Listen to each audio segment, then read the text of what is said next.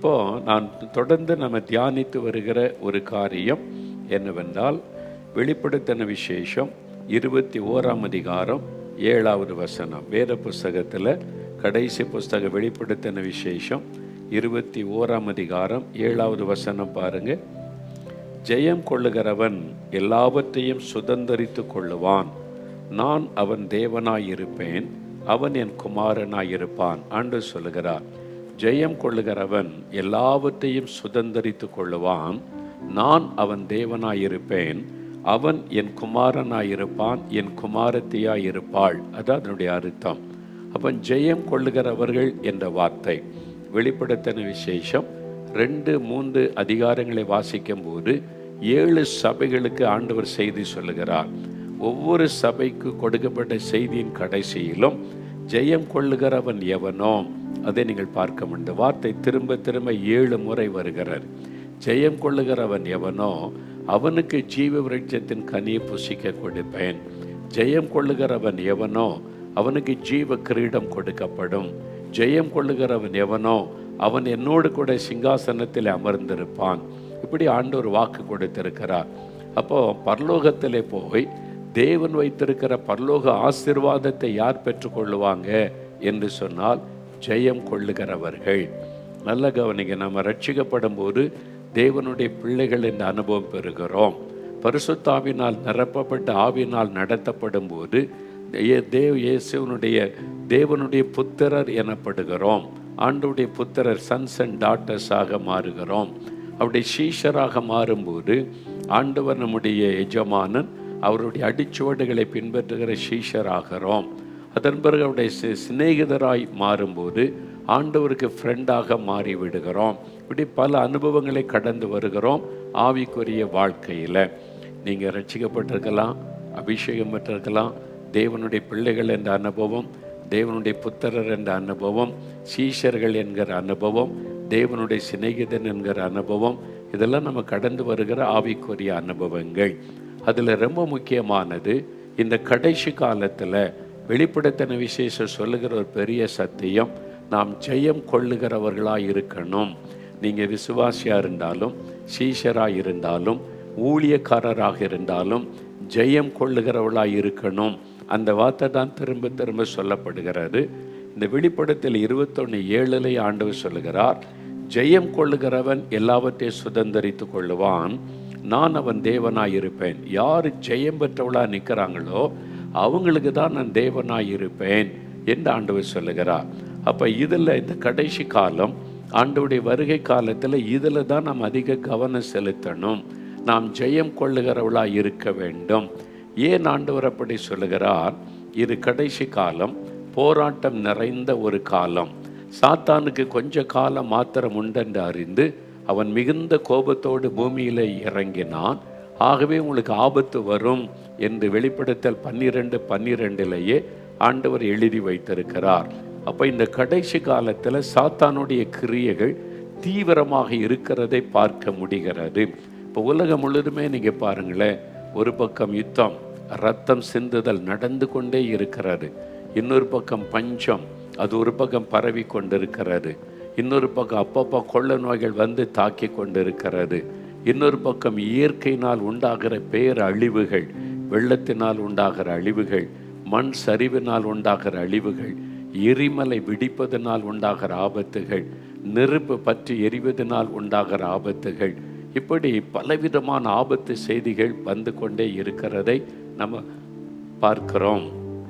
இது இனி இப்படி தான் இருக்கும், கடைசி காலம் இப்படி தான், இயேசு சொன்ன அடையாளம். அப்போ இந்த போராட்டங்கள் மத்தியில் நாம் ஜெயிக்கிறவளாக இருக்கணும். அதுதான் ஆண்டவர். சோர்ந்து போயிட்டேன், விழுந்து போயிட்டேன், இப்போ என்னால் ஜெபிக்க முடியல, ஊழியம் செய்ய முடியல, அப்படி சொல்லக்கூடாது. ஜெயிக்கணும்.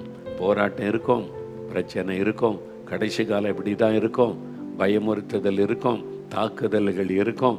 நம்ம ஜெயிக்கணும், ஜெயம் பெற்றவளாக இருக்கணும். நீங்கள் ஜெயிக்கணும், ஜெயம் பெற்றவளாக இருக்கணும்னு கர்த்தர் விரும்புகிறார். மனதில் ஆழமாக பதித்து கொள்ளுங்க, நான் ஜெயம் பெற்றவன், நான் ஜெயம் பெற்றவள் அப்படின்னு சொல்லணும். அதனால் இயேசு கிறிஸ்துவின் மூலமாய் நம்ம ஜெயிக்க முடியும். இயேசு கிறிஸ்துவின் நாமத்தினாலே நாம் ஜெயம் பெற்றவளாக இருக்க முடியும். எப்படின்னா, நீங்கள் 1 கொரிந்தியர் 15ஆம் அதிகாரத்தில் அழகாக சொல்லப்படுகிற ஒரு வார்த்தை. 1 கொரிந்தியர் 15ஆம் அதிகாரம் 57வது வசனம் பாருங்க. நம்முடைய கர்த்தராகிய இயேசு கிறிஸ்துவினாலே நமக்கு ஜெயம் கொடுக்கிற தேவனுக்கு ஸ்தோத்திரம். ஜெயம் கொடுக்கிற தேவன். நாம் எப்படி ஜெயிக்க முடியும்? நமக்கு ஜெயம் கொடுக்கிற ஒரு தேவன் இருக்கிறார். அவருடைய பலத்தினாலே ஜெயிக்க முடியும். நம்ம எல்லாருமே ஜெயிக்க விரும்புகிறோம். எக்ஸாம் எழுதும் பொழுது எக்ஸாமில் ஜெயிக்கணும். இன்டர்வியூக்கு போகும்போது இன்டர்வியூவில் நான் ஜெயிக்கணும். ஒரு பிஸ்னஸ் பண்ணும்போது பிஸ்னஸில் ஜெயிக்கணும். ஒரு விளையாட்டுக்கு போகும்போது விளையாட்டில் எங்களுடைய டீம் ஜெயிக்கணும். எல்லாருமே ஜெயிக்க விரும்புகிறோம்ல. ஆண்டவரும் நம்மை குறித்து என்ன விரும்புகிறார்? ஜெயிக்கிறவங்க தான் என் பிள்ளைகள். அவங்க உலக பிரகாரமான காரியத்துக்கு ஜெயிக்கிறவர்கள் அல்ல, ஆவிக்குரிய காரியத்தில் ஜெயிக்கிறவர்கள், உலகத்தை ஜெயிக்கிறவர்கள், சாத்தானை ஜெயிக்கிறவர்கள், சோதனையை ஜெயிக்கிறவர்கள், பாவத்தை ஜெயிக்கிறவர்கள், போராட்டத்தை ஜெயிக்கிறவர்கள், உபத்திரவத்தை ஜெயிக்கிறவர்கள். அப்படி நம்ம ஜெயிக்கிறவளா இருக்கணும்னு கர்த்தர் விரும்புகிறார். அதற்கு நீ போய் சண்டை போட்டு ஜெயிச்சுட்டு வான்னு சொல்லலை. நான் உனக்கு ஜெயம் கொடுக்கிறேன், உனக்கு நான் ஜெயம் கொடுப்பேன். நான் ஜெயித்த தேவன். ஆண்டவர் சாத்தானை ஜெயித்தார், உலகத்தை ஜெயித்தார், எல்லா கிரியைகளையும் ஜெயித்தார், மரணத்தை ஜெயித்தார். ஏன் அவர் ஜெயிக்கணும்? அவர் இங்கே யுத்தம் பண்ணி ஜெயிக்க வேண்டிய அவசியம்லாம் கிடையாது. ஏன் அவர் ஜெயிக்கணும்? அவருடைய பிள்ளைகளாகிய நமக்கு ஜெயம் கொடுப்பதற்கு அவர் எல்லாத்திலும் வெற்றி சிறந்து, நான் ஜெயித்திருக்கிறேன், நீ வா, நம்ம 2 பேரும் சேர்ந்து ஜெயிக்கலாம். அதுதான் ஆண்டவர் சொல்லுகிறார். நம்ம 2 பேரும் சேர்ந்து போவோம், நம்ம ஜெயிக்கலாம் அப்படின்னு தான் ஆண்டவர் சொல்லுகிறார். அப்போ ஆண்டவரோடு சேர்ந்து வாழும்போது தான் நம்ம ஜெயிக்க முடியும். அதனால தான் வேதம் சொல்லுகிறாரு, கர்த்தராகிய இயேசு கிறிஸ்துவினாலே நமக்கு ஜெயம் கொடுக்கிற தேவனுக்கு ஸ்தோத்திரம். இன்றைக்கி தோல்வி அடைஞ்சிருக்கிறீங்களா? சோர்ந்து போயிட்டீங்களா? ஜெபிக்க முடியலையா? பின்வாங்கி போயிட்டீங்களா? ஊழியத்தில் தளர்ந்து போயிட்டீங்களா? ஆமாம், எனக்கு நிந்தை அவமானம் எல்லாம் இல்லாத பொல்லாதெல்லாம் சொல்கிறாங்க, பேசுகிறாங்க. வீட்டுக்குள்ளே போராட்டம், வேலையில் போராட்டம், ஊழியத்தில் போராட்டம். எதுக்கு இன்னும் அவ்வளோதான் அப்படின்னு நிற்கிறேன்னு சொல்கிறீங்களா? சோர்ந்து போகாதங்க, ஜெயிக்கணும், எழும்புங்க. சும்மா சோர்ந்து போய் உட்காராதங்க, எழும்புங்க. ஆண்டு சொல்ல ஜெயிக்கணும். நான் ஜெயித்தது உனக்காகத்தானே, நான் ஜெயம் எடுத்ததே உனக்கு ஜெயம் கொடுக்க தானே. நம்ம 2 பேரும் சேர்ந்து ஜெயிக்கலாம், கம். அப்படி தான் ஆண்டு சொல்லுகிறா. we will win, we will overcome. நம்ம மோர் தென் கான்கரர்ஸ் என்று வேறு சொல்லுங்க, முற்றிலும் ஜெயம் கொள்ளுகிறவர்கள். இதை மறந்துடாதங்க. போராட்டம் உண்டு, நெருக்கம் உண்டு. எந்த காலத்திலும் இல்லாத அளவிற்கு இந்த காலத்தில் போராட்டங்களை, நெருக்கங்களை சந்தித்து தான் ஆகணும். ஆனால் நம்ம ஜெயிப்போம். அந்த விசுவாசிங்க. விசுவாசமே உலகத்தை ஜெயிக்கிற ஜெயம் என்று வேதம் சொல்லுகிறாரு. ஆண்டவர் மேலே வைக்கிற விசுவாசம், நமக்காக ஜெயித்த ஆண்டவர் மேலே வைக்கிற விசுவாசம்.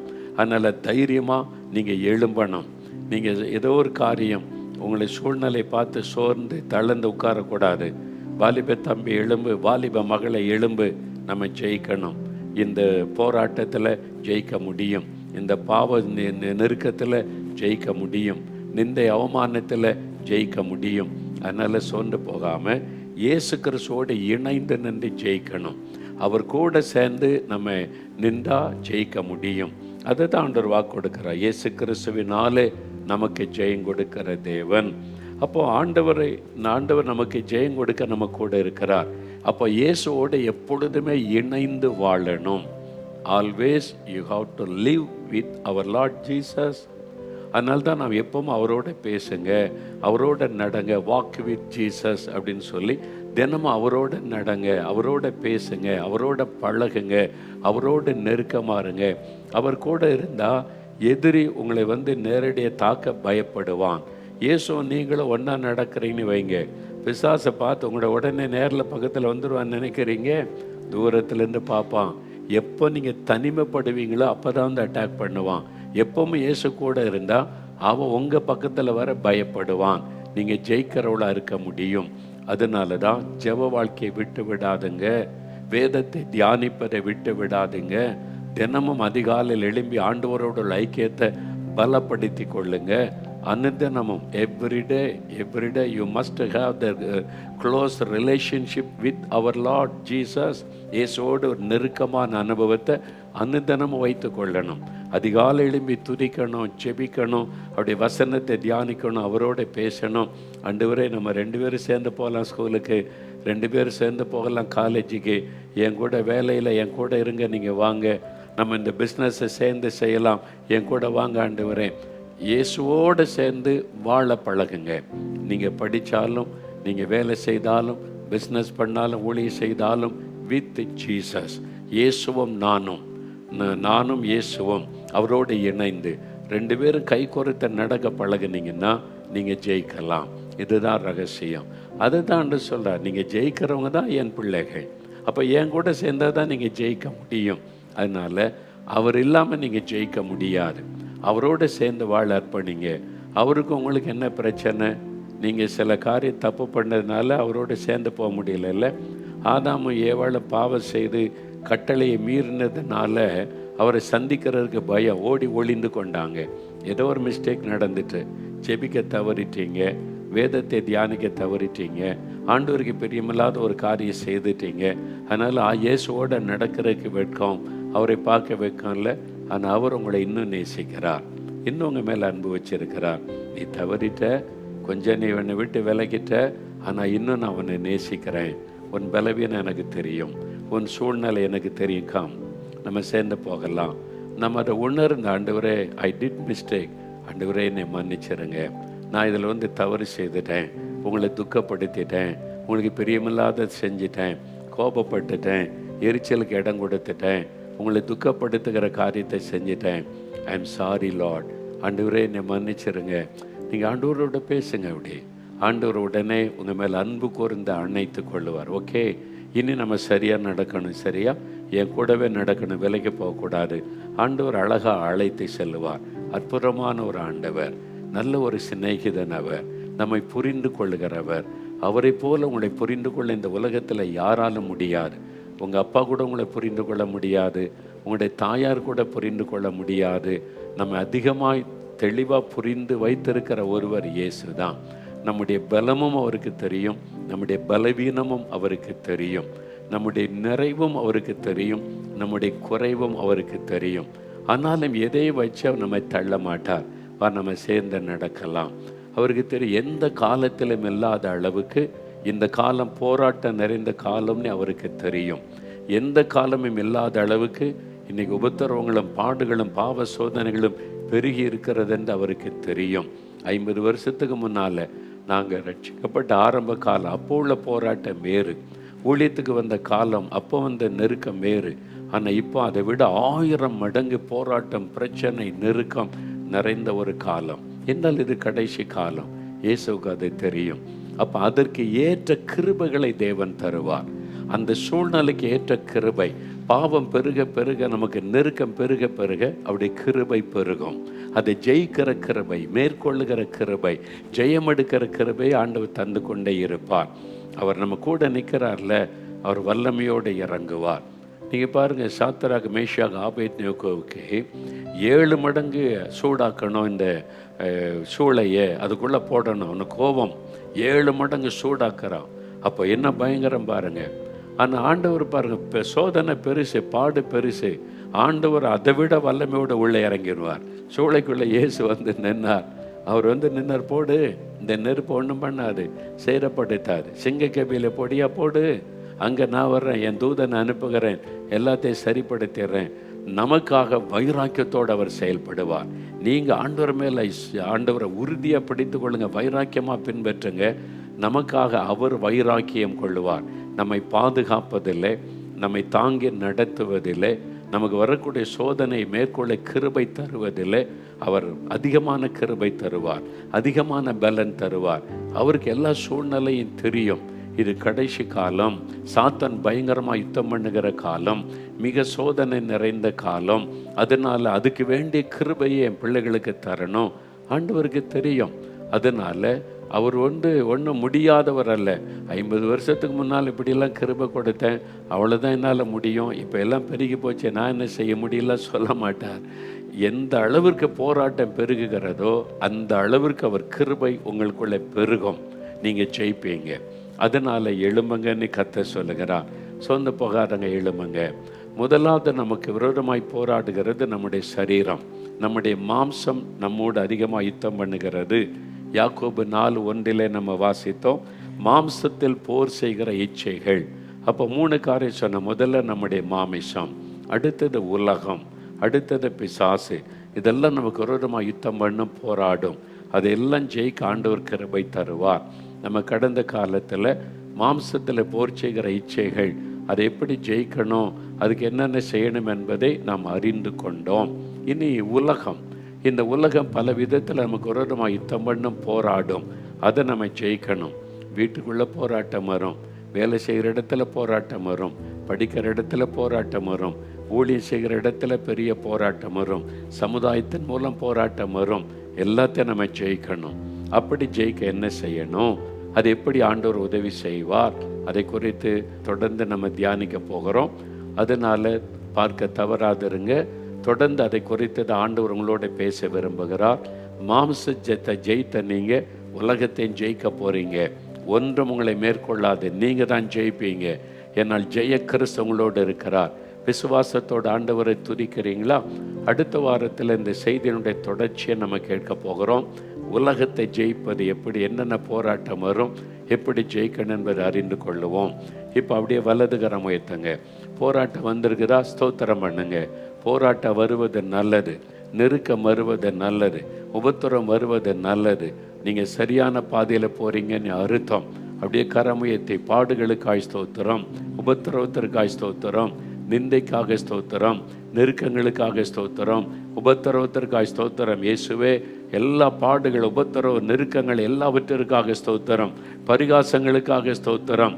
நான் எல்லாவற்றையும் ஜெயிக்க நீங்கள் எனக்கு கிருபை தருவீங்க. நான் ஜெயம் பெற்றவனாய் நிற்பேன், ஜெயம் பெற்றவளாய் நிற்பேன். உம்முடைய கிருபை எனக்கு ஜெயம் தரும், உம்முடைய வல்லமை எனக்கு ஜெயம் கொடுக்கும். எனக்கு ஜெயம் கொடுத்து நடத்துகிற இயேசுவுக்கு ஸ்தோத்திரம், ஸ்தோத்திரம், ஸ்தோத்திரம், ஸ்தோத்திரம். இந்த மகன், இந்த மகள் இன்னைக்கு தோல்வி அடைந்து சோர்ந்திருந்தவர்களை பலப்படுத்தி கொண்டிருக்கிறீர். அவர்களுக்கு இன்று முதல் வெற்றியை கொடுத்து ஆசீர்வதியும், ஜெயம் கொடுத்து அவர்களை மகிழ்ச்சியோட வழி நடத்தும்.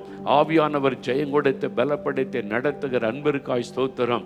ஒருவராவது ஆண்டவரை தோல்வி அடையாதபடி, சோர்ந்து போகாதபடி எழும்பட்டும் இயேசுவுக்காக, ஜெயம் கொள்ளட்டும் இயேசுவுக்காக. அப்படியே பலப்படுத்தி நடத்தும். இயேசு கிறிஸ்துவின் நாமத்தில் ஜெபிக்கிறோம் பிதாவே. ஆமேன், ஆமேன்.